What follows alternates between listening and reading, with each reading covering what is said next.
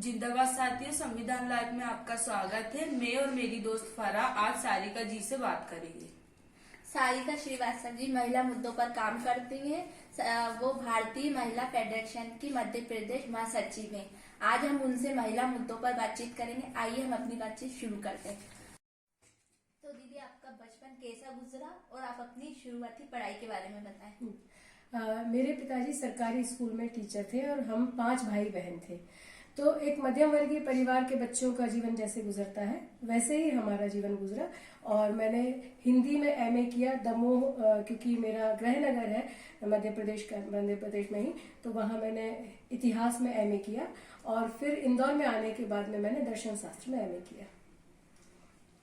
आप महिला के साथ कब से काम कर रही है और आपने महिला के साथ ही काम करना क्यों चुना? मैं जब इंदौर आई 2004-05 में मैं इंदौर आई और उसके बाद में मैंने कुछ 4-6 महीने एक प्राइवेट इंस्टीट्यूट में नौकरी किया।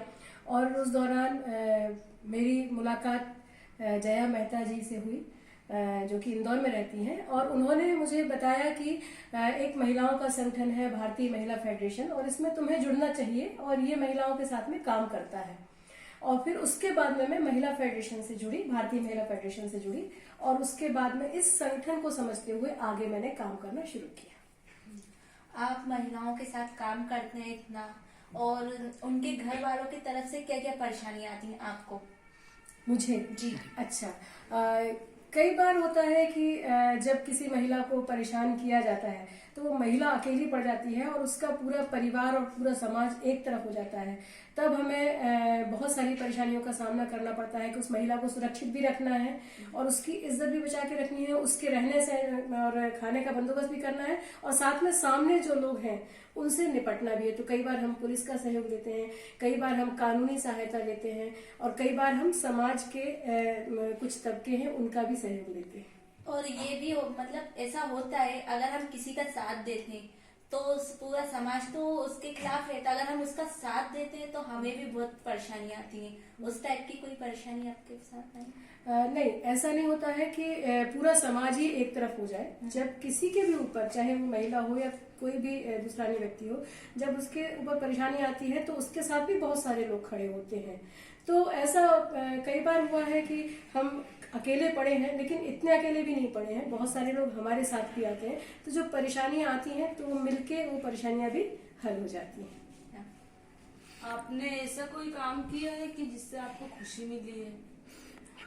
एक काम नहीं कह सकते हैं। जब भी हम, जैसे हमको पंचायती जो चुनाव होते हैं ना, उसमें जब हमको 33% का आरक्षण मिला तो मुझे बहुत अच्छा लगा कि महिलाओं को अब चुनाव लड़ने के लिए थोड़ी और सीट मिलेगी और हम आगे बढ़ पाएंगे।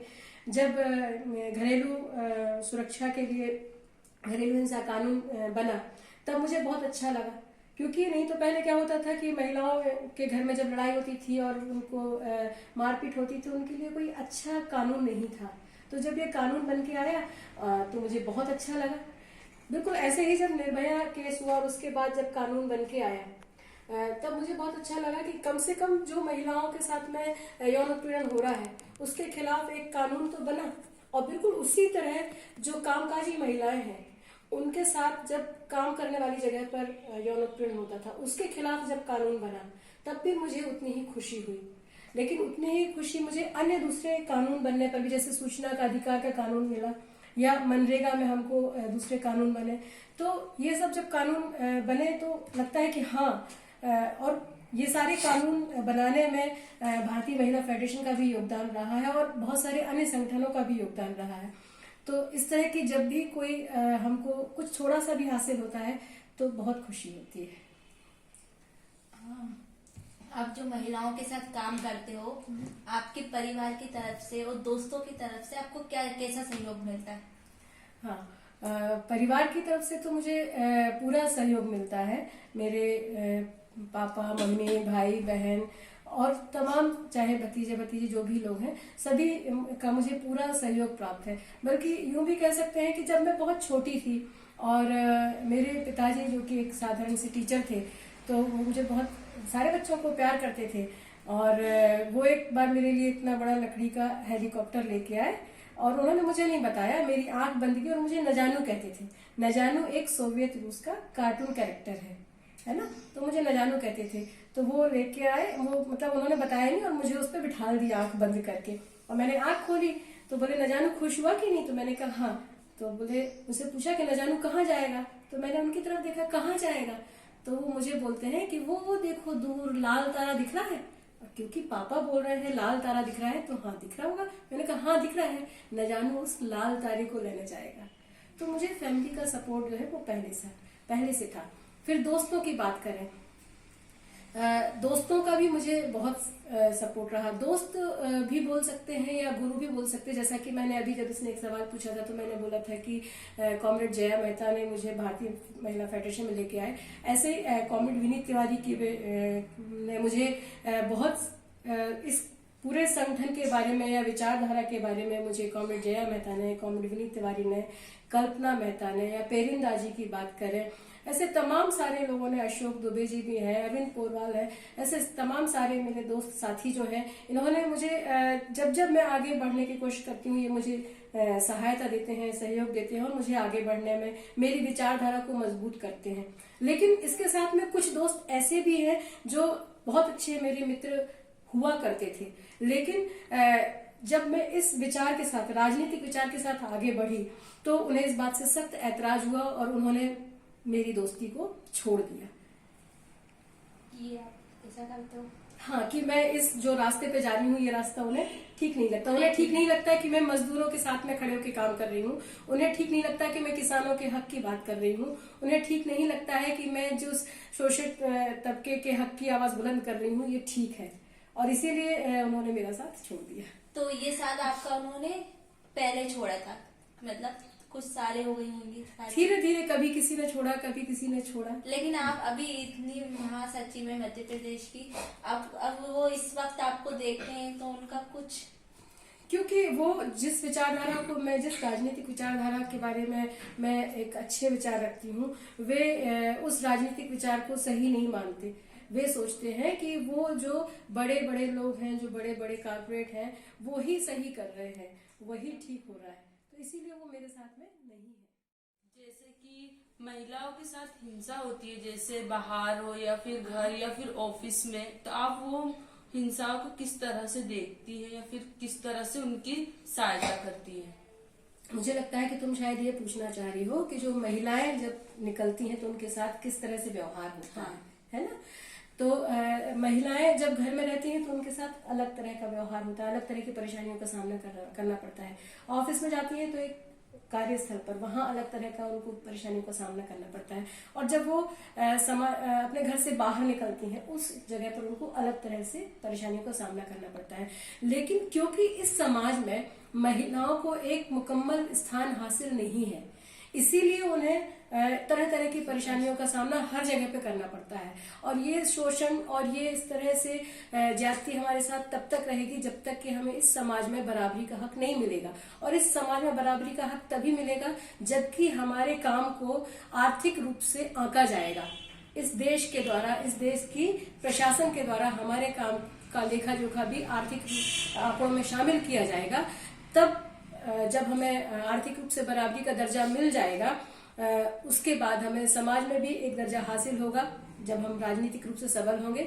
और जब हम राजनीतिक रूप से सबल होंगे तो समाज हमें अधिकार देगा, और जब समाज हमें बराबरी से हक देगा तो हमारे साथ में जो जो दिक्कतें जहां भी आ रही हैं वो धीरे धीरे स्वतः ही कम होती जाएंगी। आपने अभी आर्थिक बराबरी की बात की, तो वो कैसे आएगी? आप उसको कैसे देखते हैं आर्थिक बराबरी? देखो, हर एक देश का एक अपना आर्थिक ढांचा होता है ना? और उसमें ये कोशिश की जाती है कि हम आर्थिक रूप से दूसरे देशों के सामने ये दिखाने की कोशिश की जाती है कि हम आर्थिक रूप से कितने मजबूत थे, कितने सबल हैं। और ये दिखाने के लिए हमें ये बताना पड़ता है कि इतनी आमदनी, इतने लोग इतना पैसा कमा रहे हैं, ये आमदनी है, इतना खर्च हो रहा है, ये सब दिखाना पड़ता है। अब यदि इसमें हमारी सरकार ये दिखाएगी कि इतने सारे लोग हैं जो काम तो कर रहे हैं लेकिन इनको कोई पैसा ही नहीं मिल रहा है, तो जब इस काम को जोड़ दिया जाएगा और उसमें कोई पूंजी नहीं रहेगी तो जो आर्थिक आंकड़े हैं वो धड़ाम से नीचे गिर जाएंगे। अब ये बताओ कि आपके घर में भी जो महिलाएं हैं, आपकी मम्मी है, आपकी अम्मी है, आपकी अपी हैं, आपके घर में आपकी मम्मी है, दीदी है, जो भी है, जो काम करते हैं, उसका कहीं भी सरकारी रूप से कोई उसको माना जाता है कि ये कार्य हो रहा है, नहीं माना जाता है ना।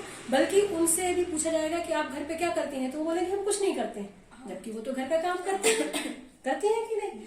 तो वो घर का काम करती हैं, तभी हमारे घर के दूसरे लोग काम करने के लिए तैयार हो पाते हैं, वो चिंता से मुक्त होकर काम करते हैं। लेकिन महिलाओं के इस काम को कहीं भी आंका ही नहीं जाता है। तो मैं इस तरह से बताना चाह रही थी कि जब हमारे काम का, जो भी हम काम करते हैं, उसका सही आकलन होगा, तो जब उस काम को आंका जाएगा तो हम ऑफिस में जाके भी जो काम करते हैं उस काम का भी हमको सही आकलन मिलेगा।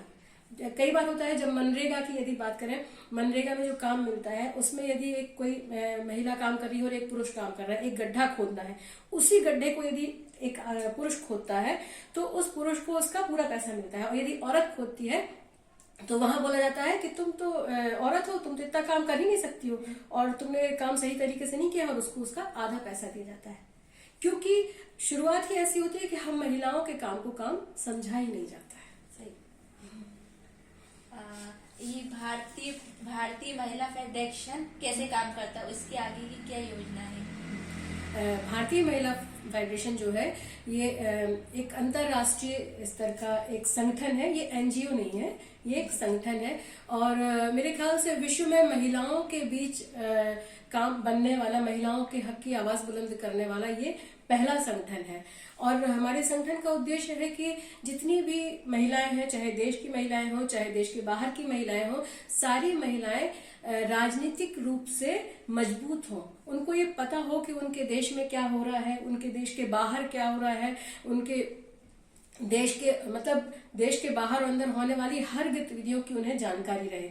और वो इसलिए भी जरूरी है कि जब महिला मजबूत होगी तो परिवार मजबूत होगा, परिवार मजबूत होगा तो समाज मजबूत होगा। मजबूती का मतलब है एक समझ के साथ, एक विचार के साथ, एक राजनीतिक समझदारी के साथ मजबूती की बात मैं कर रही हूँ। तो जब समाज हमारा मजबूत होगा तो हमारा देश मजबूत होगा।